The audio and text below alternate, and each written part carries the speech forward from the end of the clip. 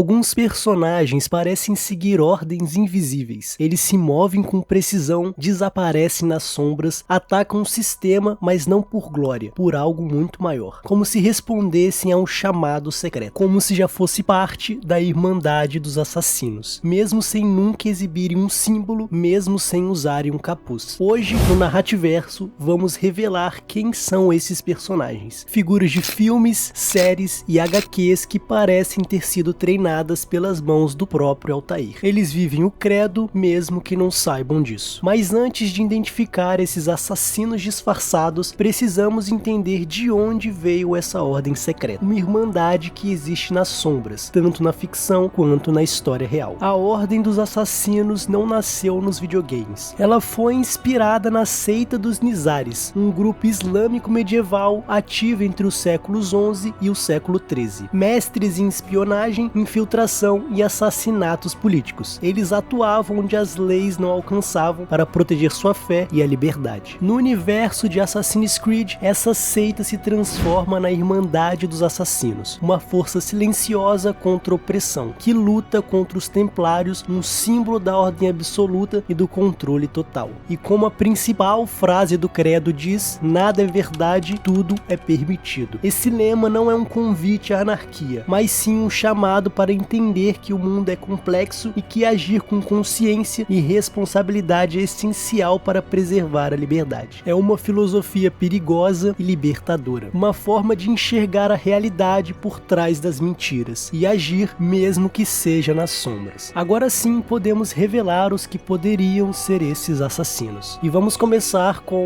o mentor invisível. Eu queimo minha vida para nascer um sol que eu nunca verei. Lúthien é o típico mentor da Irmandade, um estrategista sombrio que organiza rebeldes, manipula eventos, sacrifica inocentes e a si mesmo, tudo em nome da liberdade. Operando nas sombras de Coruscant, Lúthien vive uma vida dupla e até tripla. À primeira vista, ele é apenas o dono de uma loja de antiguidade chique que atende oficiais e políticos do Império, mas por trás das vitrines, ele recruta espiões, financia atentados e semeia o caos controlado. Ele transita entre mundos com muita maestria. Um dia está negociando relíquias com oficiais imperiais, no outro armando rebeldes em planetas esquecidos. Sua loja é só uma fachada. Cada conversa, cada movimento faz parte de um plano maior. Ele não apenas esconde sua verdadeira identidade, ele constrói versões falsas de si mesmo como armas para agir nas sombras do Império, nunca pedindo reconhecimento, pedindo apenas resultados. Se houvesse um ramo da Irmandade nos bastidores de Coruscant, ele estaria no topo da cadeia, encarnando o lado mais cruel do credo, aquele que entende que a liberdade custa sangue, silêncio e a solidão.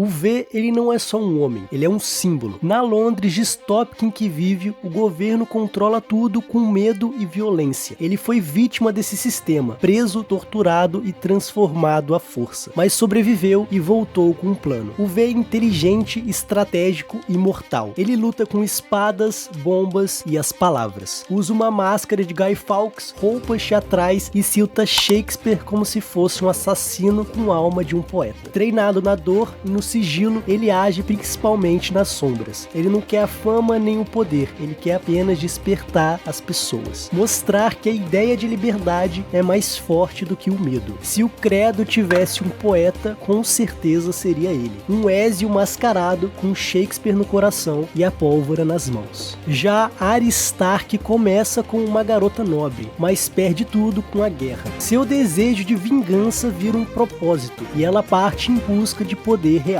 Ela chega a treinar com os Homens Sem Rosto, uma ordem secreta de assassinos embravos, que exige que ela abandone quem é para se tornar uma ninguém. Ela aprende a mudar de rosto, se mover sem ser vista e matar sem deixar nenhum rastro. Ela não segue as leis dos 7 reinos, ela só segue o seu próprio código, justiça direta e sem piedade. Ela tem uma lista com nomes de quem precisa morrer, ela mata com precisão, sempre por um motivo, e vive nas sombras, com disciplina disciplina e convicção. Ela com certeza não só recita o credo dos assassinos, ela também o encarna. Rorschach vive em uma Nova York distorcida, suja e tomada por crime e corrupção. Um mundo onde até os heróis estão quebrados. Nesse caos, ele é o único que se recusa a ceder. Ele esconde o rosto sob uma máscara de tinta viva, um rosto verdadeiro, onde as manchas se movem como seu julgamento moral, preto ou branco, certo ou errado. Para ele não existe um meio termo. Ele age nas sombras, desvendando conspirações, enfrentando políticos, empresários ou até mesmo outros vigilantes. Mesmo odiado, mesmo caçado, ele nunca traz seu próprio código. Nunca mata por prazer, mas também não hesita se acredita ser justo. Vive como um pária, guiado apenas por sua convicção. Recusa concessões, mesmo que isso lhe custe a própria vida. Não dá para dizer que isso está certo, mas com certeza o Rorschach nunca diria que está errado. Na Irmandade, ele seria o assassino radical, aquele que não perdoa, que nunca recua e que morre pelo credo. Natasha Romanoff nasceu para ser uma arma. Desde criança, ela foi treinada e moldada na Sala Vermelha, que é um programa soviético que criava assassinas perfeitas. Ela cresceu sem escolhas, sem identidade e sem a sua própria voz. Mas algo nela resistiu, e com o tempo a Natasha rompeu com seus manipuladores, enfrentou os fantasmas do passado e escolheu uma nova causa: lutar por liberdade, justiça e redenção. E como uma verdadeira assassina da Irmandade, ela enfrenta sua antiga doutrinação com coragem, infiltra, manipula e elimina, mas agora por sua própria vontade, e ela questiona o poder e protege os inocentes, mesmo que o mundo não confie mais nela. Ela não precisa de uma lâmina oculta. Suas armas são a consciência, a astúcia e a escolha. Se houvesse um templo da Irmandade na SHIELD, Natasha seria aquela que o protege por dentro, uma desertora dos Templários que escolheu a verdade. Solid Snake é praticamente um assassino, só que sem o credo. Criado por clonagem, manipulado por governos e corporações, forçado a lutar guerras que não escolheu. Snake nasceu para ser uma ferramenta do sistema, mas o que o torna especial é que ele nunca aceitou esse destino. Com o tempo, se tornou um mestre da infiltração e do silêncio, um guerreiro furtivo capaz de derrubar armas nucleares e megacorporações, e um agente que questiona ordens, expõe mentiras e enfrenta a verdade, mesmo quando ela atinge a si próprio. Snake carrega cicatrizes físicas, emocionais e morais, de guerras que ninguém mais entende. Mas por trás do soldado programado, há um homem que escolheu resistir. Ele seria um assassino moderno, cansado, letal e consciente. Alguém que aprendeu a lutar contra o sistema, mesmo tendo nascido de dentro dele. Zuko é um príncipe da Nação do Fogo, marcado pelo fogo e pela honra tradicional da sua família. Exilado pelo próprio pai, sua busca inicial é capturar o Avatar, vivendo preso a um código rígido e a expectativa do poder. Mas a verdadeira transformação de Zuko acontece quando ele abandona esse caminho e adota a máscara e as espadas, tornando-se um assassino nas sombras. Nessa persona oculta, ele incorpora valores muito próximos ao credo da Irmandade. Ele age furtivamente, com precisão e propósito, questiona a autoridade opressora da Nação do Fogo, recusando a obediência cega, e usa sua habilidade e coragem para proteger os inocentes e lutar por liberdade. Zuko é um guerreiro dividido entre duas identidades: o príncipe forçado a seguir as regras e o assassino mascarado que escolheu seu próprio caminho. Ele vive o credo na prática, citando novamente o lema: nada é verdadeiro e tudo é permitido, pois somente ao romper com as regras impostas ele pode agir de verdade. Se a Irmandade tivesse um príncipe renegado, ele seria o Zuko,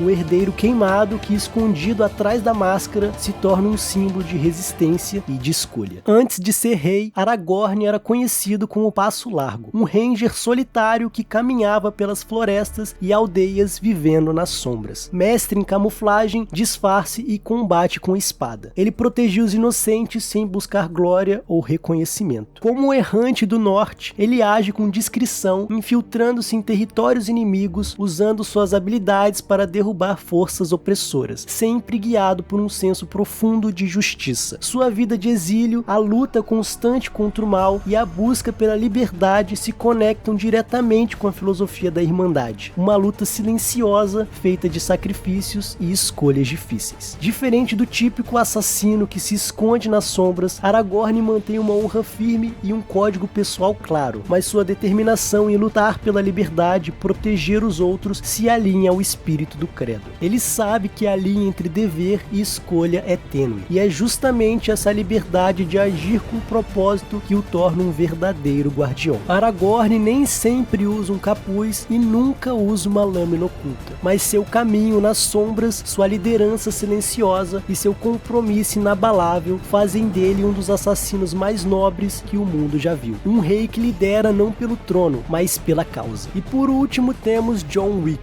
que não apenas é um assassino, ele é a própria personificação do que significa ser um verdadeiro mestre da lâmina e do silêncio. Um exímio profissional que carrega um código de honra inquebrável. Wick é preciso, frio e letal, mesmo quando o mundo inteiro parece estar contra ele. Ele opera fora do sistema, nas sombras do submundo, onde regras não escritas definem quem vive e quem morre. Sua reputação é temida por todos, mas ele escolhe seus alvos com propósito e mantém uma lealdade férrea às suas próprias convicções. Se a Irmandade dos Assassinos existisse no universo de John Wick, ele seria um mestre lendário, talvez até um desertor que segue seu próprio código. Um homem que sabe que a verdadeira liberdade está em agir conforme a própria vontade, sem se curvar a nenhum poder. No terceiro filme, John corta o próprio dedo em um ritual de submissão à alta cúpula, um gesto que ecoa diretamente os rituais da Irmandade dos Assassinos em Assassin's Creed, onde os membros perdem o dedo anelar como símbolo de compromisso com o credo. John Wick é a prova viva de que às vezes o verdadeiro assassino não precisa de um capuz ou de uma lâmina oculta. Basta uma determinação implacável, habilidade suprema e um código que vale mais do que a própria vida. A Irmandade não é apenas um grupo de pessoas, é uma ideia que transcende mundos, épocas e histórias. Ela vive em cada ato de resistência contra um controle opressor, em cada escolha corajosa feita nas sombras, longe dos holofotes, em cada crença inabalável no poder do livre-arbítrio e da liberdade. Esses personagens, sejam reais ou frutos da ficção, nos mostram que o credo não está limitado a um tempo ou a um lugar. Ele está se espalhando por todos os universos, em cada alma que luta para agir por vontade própria. Porque no fim, como a Irmandade nos ensina, liberdade é ação e poder é escolha. E é nessa liberdade que nasce a verdadeira força da Irmandade. Mas agora a pergunta é: e você? Que personagem de outra história merece vestir o capuz da Irmandade? Então, se você quiser uma parte 2, comenta aqui embaixo, curta o vídeo e se inscreve aqui no canal. E até a próxima no Narrativerso.